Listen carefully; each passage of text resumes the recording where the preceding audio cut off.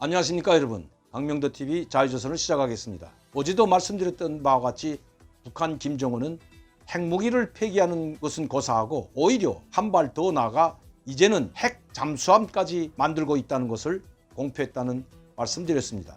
제가 항상 우려하던 부분들이 계속 현실로 드러나고 있습니다. 그뿐만 아니라 제가 여러분들께 방송했던 그 모든 내용들을 총괄해서 김정은이 군사 분야에서 이룩한 성과들이라고 하면서 열거한 내용들 아마 여러분들도 보셨을 겁니다. 대륙간 탄도미사일, 순항미사일, 이제는 극초음속 미사일까지 만든다고 합니다. 핵 폐기는 고사하고 핵무력을 더욱 강화시키고 핵무기를 계속 발전시키고 이제는 여러 발의 소형 핵탄두를 탑재할 수 있는, 즉 다탄두 미사일까지 만들고 있다는 것을 공개했습니다. 핵을 폐기하는 나라는 이런 것들을 만들지 않습니다. 여러분, 이번 김정은의 연설은 바로 미국과 전 세계를 향해서 자신들은 핵무기 보유국이라는 것을 다시 한번 선포하는 계기로 만들었습니다. 그뿐만 아니라 이제는 미국 전역을 정밀 타격할 수 있는 극초음속 대륙간 탄도미사일까지 생산에 들어간다고 선언하는 지경에까지 이르렀습니다.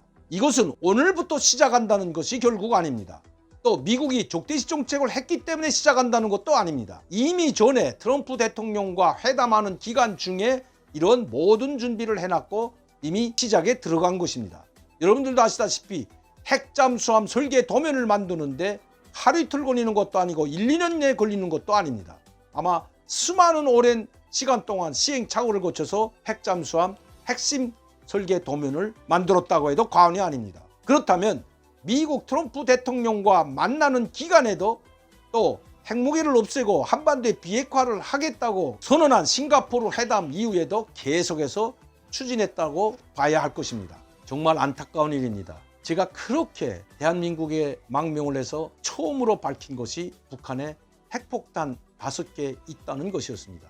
누구도 관심을 돌리지 않았습니다. 그러나 김정일은 2006년도에 1차 핵실험을 하면서 북한이 핵무기를 보유하고 있다는 것을 전 세계에 알렸습니다. 제가 북한의 핵무기 5개를 가지고 있다는 것과 영변 핵시설에 관해서 구체적으로 이야기했지만 한국 정부도 미국도 믿지 않았던 것입니다. 이제는 북한의 핵무기를 제어할 수 없는 수준에까지 왔다는 것도 제가 여러분들께 말씀드렸습니다. 바로 북한은 핵 폐기가 아니라 미국과 동등한 입장에서 핵무기 감축 논의는 할 수 있다고 주장하고 있다는 것입니다. 김정은이 핵무력을 강화하고 핵무기 숫자를 늘리는 것은 그만큼 핵무기 폐기가 아니라 핵무기 완전 폐기가 아니라 바로 미국과 핵무기 감축 협상에 들어가겠다는 숨은 의도가 있기 때문이었습니다. 이제 북한은 약 150개에서 200개의 핵탄두를 보유했을 뿐만 아니라 다탄두에 장착할 수 있는 소형 핵폭탄도 만들기 시작했다는 것입니다. 그런데도 문재인 대통령은 김정은과의 3번의 회담을 통해서 이번에 김정은은 진짜 핵폐기 의지가 있다는 것을 우리 국민들에게 단언하면서 김정은의 말을 그대로 믿고 두둔한 것도 사실입니다. 왜 문재인 대통령은 김정은의 말을 그렇게 믿고 김정은이 절대로 핵을 포기하지 않을 것이라는 전문가들의 말을 귓등으로도 듣지 않았을까요? 저는 지금도 묻고 싶습니다. 문재인 대통령과 현 정부는 아직도 김정은이 핵을 포기할 것이라고 믿고 있는지 국민들에게 답해야 할 것입니다. 김정은은 이번 연설에서 자신들은, 즉 북한은 세계에서 그 누구도 넘볼 수 없는 세계적인 핵 군사 강국이라고 외치고 있다는 것입니다.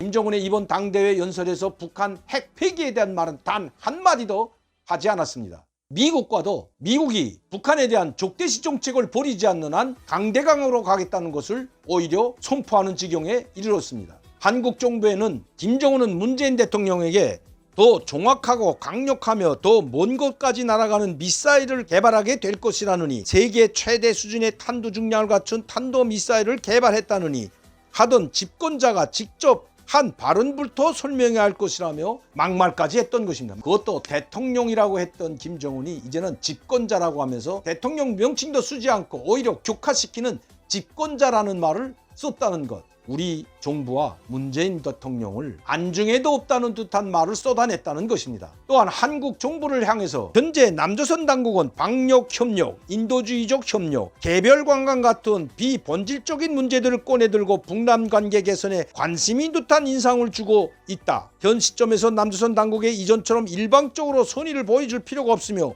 우리의 정당한 요구에 화합하는 만큼 북남 합의를 이행하기 위해 움직이는 것만큼 상대해줘야 한다고도 이야기했습니다. 다시 말씀드리면 우리 정부, 특히 문재인 정부가 이번 코로나19와 관련해서 방역협력 문제를 제기했고, 그리고 개별관광 문제, 북한을 도와주기 위해서 개별관광 문제를 들고 나왔던 것이 바로 통일부 장관입니다. 통일부 역대 문정권 장관들이 다 들고 나왔던 것이 바로 개별관광이었습니다. 또한 인도주의적 협력관계를 내세우면서 북한의 유엔 국제기구를 통해서 쌀 5만 톤을 보내주려고 돈을 보낸 것도 사실이었습니다. 그러나 이런 것들이 비본질적인 문제라는 것입니다. 그럼 본질은 뭐냐? 항상 여러분들에게 제가 그 내용을 여러 차례 말씀드렸습니다.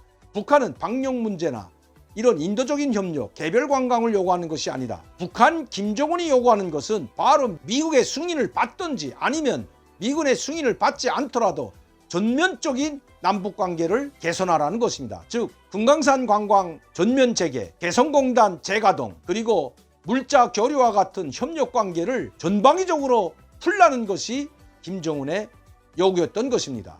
그것을 김정은이 스스로 이번 당대회 때 직접 문재인 대통령을 향해서 이야기한 것입니다.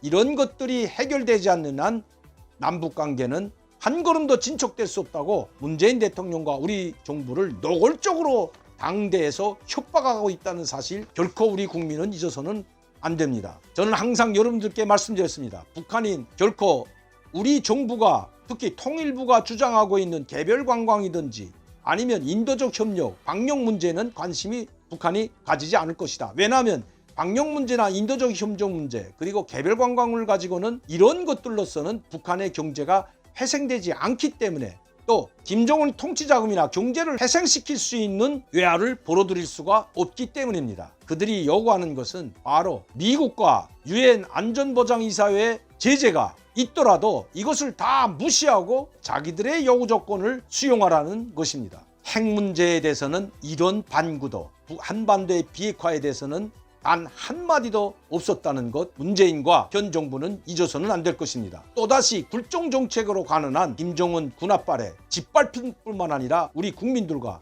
나라의 국격까지 떨어뜨린다는 것 결코 잊어서는 안 될 것입니다. 이번에 김정은이 천명했듯이 결코 북한은 핵무기를 포기하지 않을 뿐만 아니라 더 강화 발전시키겠다고 천명한 김정은의 연설을 잊어서는 안 될 것이라는 것입니다. 결국 김정은이 한반도의 비핵화를 주장하고 핵무기를 폐기하겠다고 문재인 대통령에게 이야기한지는 모르겠지만 이 모든 것이 다 거짓말이었다는 것을 김정은 스스로 뻔뻔스럽게 이번 당대에서 선포했을 뿐만 아니라 그 거짓말에 속아 놀아난 문재인 대통령과 현 정부를 비아냥거리고 있다는 것 결코 잊어서는 안 된다는 것입니다.